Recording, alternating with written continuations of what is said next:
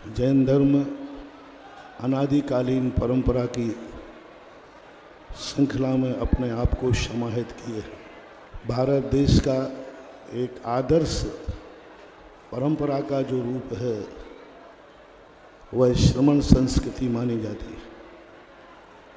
अनादिकाल से अनंत तीर्थंकर हुए और वे अनंत तीर्थंकर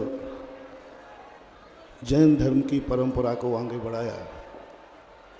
बीच बीच में जब जब तीर्थंकरों का अभाव हुआ, आचार्यों ने आगे बढ़ाया, आचार्य भगवंतों ने आगे बढ़ाया। भगवान महावीर स्वामी इस युग के प्रथम तीर्थंकर, ऋषभ देव, जगत उपकारी, प्रजापति, संसार में आज जो कुछ भी देखने में आ रहा है, आदि ब्रह्मा ऋषभ देव की परम उपकारी करुणा का परिणाम है, जो उन्होंने अपने तीर्थंकर पद के प्रोटोकॉल से हट करके सारे जगत के लिए षट कर्म की व्यवस्था बनाई। अनादि अनंत काल में कभी भी किसी भी तीर्थंकर का यह कार्य नहीं होता, लेकिन ऋषभ देव ने जगत की उस वेदना संवेदना को समझ करके और एक करुणामय उपदेश दिया। आज जो सारा जगत सुखमय जी रहा है वह सारा श्रेय जैन धर्म के प्रथम तीर्थंकर आदि ब्रह्मा ऋषभ देव को जाता है। वैदिक ग्रंथों में भी ऋषभ देव को उच्चासन प्राप्त है। उसके बाद अजितनाथ आदि और भी 23 तीर्थंकर हुए। भगवान महावीर स्वामी के बाद भगवान महावीर स्वामी उस युग में हुए जहाँ हिंसा का तांडव नृत्य धर्म के रूप में हो रहा था। उन्होंने अपनी परंपरा को ऐसे अहिंसामयी सूत्र में ढाला और सारे जगत को एक शंखनाद दिया, जियो और जीने दो। लेकिन प्रकृति का नियम है, कोई भी चीज़ यहाँ स्थायी नहीं रहती, परिवर्तनशील रहती है। खास तौर से भरत ऐरावत क्षेत्र में षट कालों का परिवर्तन चलता रहता है। उस परिवर्तन की नियत नियोग की धारा में भगवान महावीर स्वामी इस युग के अंतिम तीर्थंकर हुए। उसके बाद 3 अनुबद्ध केवली हुए, श्री गौतम स्वामी, श्री जम्मू स्वामी, सुधर्म स्वामी। इसके बाद एक जिस परम पवित्र पावन भूमि पर अपन सब बैठे हैं, कुंडलगिरी पर, अननुबद्ध केवली त्रिलोय प्रणति यशी बसव आचार्य महाराज के अनुसार श्रीधर केवली ने इसी कुंडलपुर की पहाड़ी पर से मोक्ष प्राप्त करके इस भूमि को सिद्ध क्षेत्र बनाया। उसके बाद कोई भी केवली भगवान नहीं हुए। बाद में 5 सुत केवलियों ने यह परंपरा संभाली। अंतिम सुत केवली भद्रबाहु स्वामी के 24,000 शिष्यों के साथ इस आर्यावर्त को श्रमण संस्कृति से सुभाषित किया, पवित्र किया। बहुत सारी विपरीत स्थितियाँ बनी। उसके बाद जाकर के क्रम से सुत की परंपरा धीरे धीरे अवच्छिन्न होने लगी। धीरे धीरे सुत ज्ञानावरणी कर्म का क्षेम घटने लगा और धीरे धीरे अंगों के अभाव होते हुए परंपरा का निर्वाह करते हुए अंत में अरहत बलि महाराज हुए। अरहत बलि इस परंपरा के एक ऐसे निर्णायक मोड़ पर हुए थे। इस अक्षुण्ण परंपरा, तीर्थंकरों की परंपरा में एक ऐसे चौराहे पर खड़े हुए थे जहाँ पर उनको निर्णय करना, एक कोड़ा कोड़ी सागर वर्ष के बाद ये पहला निर्णय लेना पड़ा। एक कोड़ा कोड़ी सागर वर्ष में ये कोई दिक्कत नहीं आई, लेकिन अरहत बलि के सामने, पूजवर के सामने पाटलिपुत्र ने पटना के अंदर एक महाश्रमणों का सम्मेलन हुआ, जिस पर उन्होंने एक ऐसे चौराहे पर स्थित होकर के एक घोषणा की, अक्षुण्ण प्रभायमान संघ की अखंडता को 4 भागों में विभाजित किया और उन्होंने 4 संघों की स्थापना की। उनमें मूल संघ जो माना जाता है, नंदी संघ माना जाता है, और नंदी संघ के नंदी गांव में प्रथम चतुर्मास होने से उसको नंदी संघ की स्थापना की। उनके आचार्य महाराज को इंद्रा सुत अवतार जो कथा है उस कथा के आधार पर उसी परंपरा में मांगनंदी महाराज हुए पूज्यवर आचार्य महाराज, उसी परंपरा में आचार्य भगवंत जिनचंद्र हुए और जिनचंद्र की परंपरा में परम पूज्य कुंद कुंद भगवान हुए, कुंद कुंद महाराज हुए। और कुंद कुंद महाराज ने एक ऐसी आमना का, एक ऐसे आदर्श का, एक ऐसी नीति दी समाज के लिए कि लोगों ने जैन धर्म की आमना को, दिगंबर जैन धर्म की आमना का नाम को परिवर्तित करके कुंद कुंद मूल आमना से नाम से सुशोभित किया। किसी मूल धारा को दूसरे नाम से परिवर्तित करने वाला कोई व्यक्ति इतना आदर्श होता है, इतना महान होता है, तीर्थंकरों के समान जिसका प्रभाव होता है, तब कहीं जाकर उसकी बताई हुई परंपरा उस नाम से सुशोभित होती। आज सारी दिगंबर जैन समाज कुंद कुंद मूल आमना के अनुसार अपने आप की सारी क्रियाएं करता है और उनकी आमना को स्वीकार करने में अपने आप को गौरवान्वित प्रतीत होता है, करता है कि हम कुंद कुंद मूल आमना के हैं। कुंद कुंद महाराज के बाद प्रकीर्णक इतिहास के अनुसार उमा स्वामी महाराज उस आचार्य पद को संभाला, उनकी परंपरा को संभाला।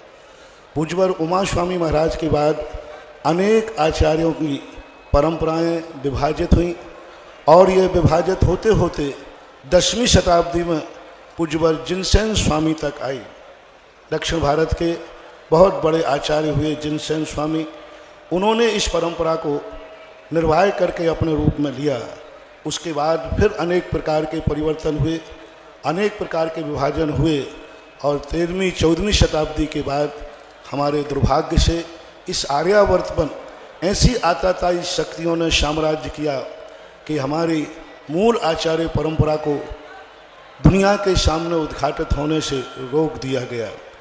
लगभग 600-700 वर्ष तक उत्तर भारत दिगंबर मूल परंपरा से प्राय वंचित रहा। कुछ साधु जंगलों के अंदर रहते थे।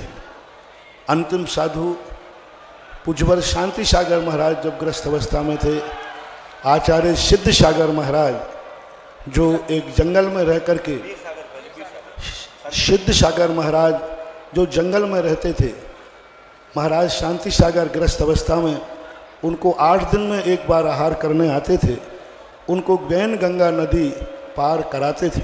उसका इतिहास बंशीधर जी सोलापुर वाले हुए हैं, उन्होंने शांति सागर नाम का चरित्र लिखा, उसके अंदर इस बात का उल्लेख किया। वो महाराज समाधिस्थ हो गए। उसके बाद पूज्यवर शांति सागर महाराज ने एक बहुत बड़ा कदम उठाया और उन्होंने दिगंबरत्व को स्वीकार किया। बीच की परंपरा भट्टारकों ने अपने हाथ में लेकर के एक तात्कालिक समस्या का समाधान किया। भट्टारा कोई परंपरा नहीं है, एक बीच की समस्या का समाधान का एक विशेष उपक्रम था। लेकिन पूज्यवर शांति सागर महाराज ने उस पद को स्वीकार करके एक आदर्श परंपरा ने ली और अंग्रेजों के समय पूरे भारत में घूम करके श्रमण संस्कृति का शंखनाद किया और उसके बाद उसी पद पर, उन्हीं परंपरा में पूज्यवर वीर सागर महाराज, पूज्यवर उसके बाद शिव सागर आचार्य भगवंत विराजमान हुए। पूज्यवर शिव सागर आचार्य महाराज के महावीर जी में समाधि आकस्मिक हुई, व्याधि के कारण हुई और उसके बाद उनके प्रथम शिष्य आचार्य मुनि महाराज ज्ञान सागर महाराज प्रथम शिष्य थे आचार्य शिव सागर महाराज के। उन्होंने बाद में जाकर के आचार्य पद को स्वीकार करके और उनकी आचार्य परंपरा पद को, जिस उम्र में आचार्य पद स्वीकार किया गया, एक संस्मरण बीच में 1 मिनट का सुना दूं कि जब भागचंद सोनी ने कहा कि महाराज इस उम्र में आप आचार्य पद क्यों ग्रहण कर रहे हो, तो आचार्य महाराज ने उनसे कहा था, रतनलाल जी गंगवाल ने इस संस्मरण सुनाया कि मैं अपने लिए ग्रहण नहीं कर रहा हूँ, मेरा एक शिष्य जवान है, ये इतना बीतरागी है कि दुनिया की कोई शक्ति से पद पर नहीं बैठाल पाएगी, मेरी आज्ञा ही इसको बैठाल पाएगी। और ये युवा जवान मुनि रूप है, ये मुनि नहीं है, ये विद्या सागर नहीं है, ये कोई सागर नहीं है, ये साक्षात कुंद कुंद स्वामी का रूप है। और मैंने इस मुनि के अंदर साक्षात कुंद कुंद की छवि देखी है। और यह इतना बीतरागी है, इतना बीतरागी है कि कोई प्रकार के इस पदों के चक्कर में नहीं पड़ेगा। सारी समाज, सारी दुनिया सब कर लें तो भी इसे लोभित नहीं कर सकते। जैन धर्म के कुंद कुंद भगवान की मूल परंपरा जीवित रहे, उसके लिए मैंने पद लेकर के, और मैं पद लेकर के, क्योंकि ये गुरु आज्ञा का बंधा हुआ है। ये सब कुछ समाप्त कर सकता है, सब कुछ बर्बाद हो सकता है, सब कुछ संकट सहन कर सकता है, समाधि भी ले सकता है, लेकिन कभी भी ये गुरु आज्ञा का उल्लंघन नहीं करेगा। इस विश्वास के साथ मैंने यह पद लिया। सभी को मालूम है सन 1972 22 नवंबर नसीराबाद के अंदर हमारे आराध्य, हमारे पूज्य गुरुदेव विद्यासागर महाराज को ज्ञान सागर महाराज ने आचार्य पद पर विभूषित किया। मैंने पूज्य गुरुदेव से एक बार कहा था, महाराज आचार्य पद आपके पुण्य से तो नहीं मिला है, आपका पुण्य तो मुनि बन करके अरहंत और सिद्ध बनने लायक है। आचार्य पद तो हम जैसे व्यक्तियों के पुण्य के उदय से मिला है, हम लोगों के पुण्य से मिला है। हम लोगों का पुण्य था कि आप जैसे आचार्यों को पूज्यवर ज्ञान सागर महाराज ने आचार्य पद पर बैठाल करके, और हम सबको कल्पना करें, आत्मा रोमांचित होती है। पूज्यवर आचार्य महाराज यदि ये रूप धारण नहीं करते, पूज्यवर ज्ञान सागर महाराज इतनी दूरदृष्टि नहीं रखते, तो आज जो आर्यावर्त में दिगंबर जैन मुनियों की यह युवा श्रृंखला आप देख रहे हैं, हमें देखने में नहीं आती। ये सोच पूज्यवर ज्ञान सागर महाराज का था। बहुत बड़े निमित्त ज्ञानी थे, बहुत बड़े जोशाचार्य थे, बहुत बड़ा निमित्त ज्ञान पूज्यवर को था, ऐसा हमने राजस्थान में खोजा है। उसके बाद हमारे परम पूज्य आचार्य ज्ञान सागर विद्यासागर महाराज जो जब पद पर बैठे तो सारे जगत ने एक ही बात कही थी, आज युग में, आज इस युग में ये मुनि का भेष नहीं है, ये साक्षात महावीर का स्वरूप। जिस भगवान महावीर स्वामी के ऊपर लोगों ने प्रश्न चिन्ह उठाना शुरू कर दिए थे कि कोई भी व्यक्ति इस अवस्था में दिगंबर मुनि मुद्रा लेकर के कभी विचरण नहीं कर सकता, ऐसा सारी दुनिया में लोगों ने भ्रम फैलाया था। तब आचार्य श्री ने उसी अवस्था में ये रूप धारण दुनिया को दिखा दिया कि जब पंचम काल में हीन संगनन के साथ शुद्ध दिगंबरत्व धारण करके विचरण किया जा सकता है, तो महावीर स्वामी पर संदेह करने की जरूरत नहीं है। ऐसे श्रमण संस्कृति के उन्नायक, श्रमण संस्कृति के कुंद कुंद स्वामी की परंपरा के संवाहक परम पूज्य गुरुदेव आचार्य विद्यासागर महाराज 56 वर्ष तक इस सारे जगत को क्या दिया। यह युग जैसे आज कुंद कुंद के नाम से, पूज्यवर के नाम से युग जाना जा रहा है, यह 56 वर्ष सारे आर्यावर्त में यदि एक शब्द बोल दिया जाए आचार्य श्री, तो एक बच्चा भी कहता था आचार्य श्री का अर्थ है आचार्य विद्यासागर। पर्यायवाची नाम बन गया था, पर्यायवाची नाम बन गया था। आज किसी श्रमण संस्कृत की बात कही जाती थी तो हर चीज में आज कोई भी आचार्य पूज्यवर के सामने आगम बन चुके थे।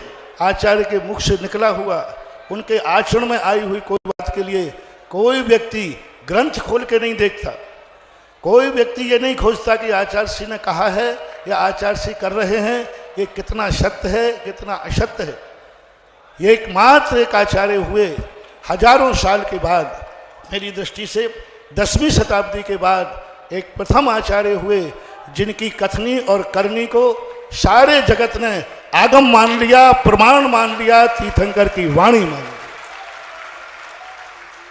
और ऐसे परम पूज्य आचार्य महाराज का यह पद हमारे दुर्भाग्य से, अपन सबकी पुण्यहीनता से, डूंगरगढ़ चंद्रगिरी के अंदर जो कुछ हुआ वह शब्दों में कहते ही बोलना बंद हो जाएगा।